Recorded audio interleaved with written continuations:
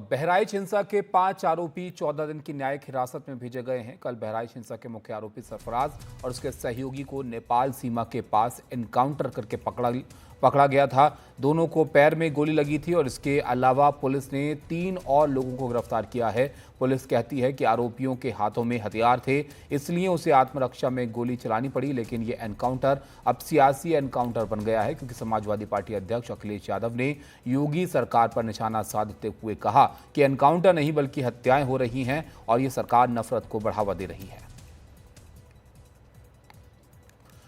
तो बहराइच में जो हिंसा हुई थी उसमें जो आरोपी थे उनको पुलिस ने पकड़ा है, कोर्ट में इनको पेश किया गया और 5 आरोपी जो थे उनको 14 दिन की न्यायिक हिरासत में भेज दिया गया है। इसमें से जो 2 मुख्य आरोपी थे उनको एनकाउंटर में पकड़ा गया था, जिनके नाम सरफराज है और मुख्य आरोपी सरफराज और उसका जो सहयोगी है उसको नेपाल सीमा के पास से पकड़ा गया था। इनको दोनों को पैर में गोली लगी थी और इसके बाद इनको पुलिस ने जो है वो गिरफ्तार किया था।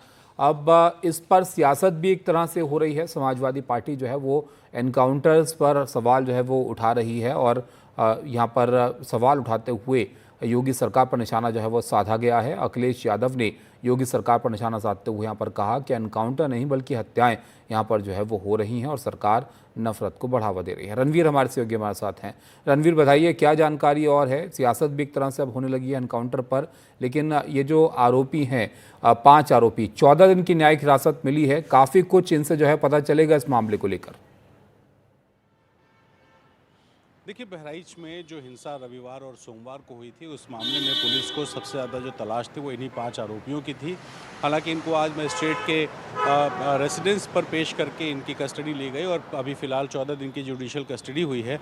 संभव है कि पुलिस कुछ और जब क्लू मिलेगी तब पुलिस एक रिमांड मांगने के लिए फिर से जाएगी कोर्ट, लेकिन फ़िलहाल इनको जुडिशल कस्टडी दी गई है। जहाँ तक मामला राजनीतिक आरोप प्रत्यारोप का है तो विपक्ष में समाजवादी पार्टी हो, कांग्रेस हो या फिर AIM, सब ने MIM वगैरह सब ने ये कहा है कि ये जो है मामला ये फेक एनकाउंटर है और जानबूझकर इस तरह का एनकाउंटर दिखाया गया है। लेकिन सरकार कह रही है कि चूँकि जिस तरह से ये आरोपी भागने की कोशिश कर रहे थे और हिंसा फैलाने के आरोपी हैं, इस मामले में जब उन्होंने पुलिस पर फायर किया तो एक्सचेंज ऑफ फायर में उन्हें गोली लगी और घायल होकर के इलाज चल रहा है। हालांकि स्थिति उनकी नियंत्रण से बाहर है। अब अगर बहराइच की सिचुएशन की बात करें तो आज चूँकि जुमे की नमाज थी और बहुत संवेदनशील प्रशासन इस पूरे दिन को मान रहा था।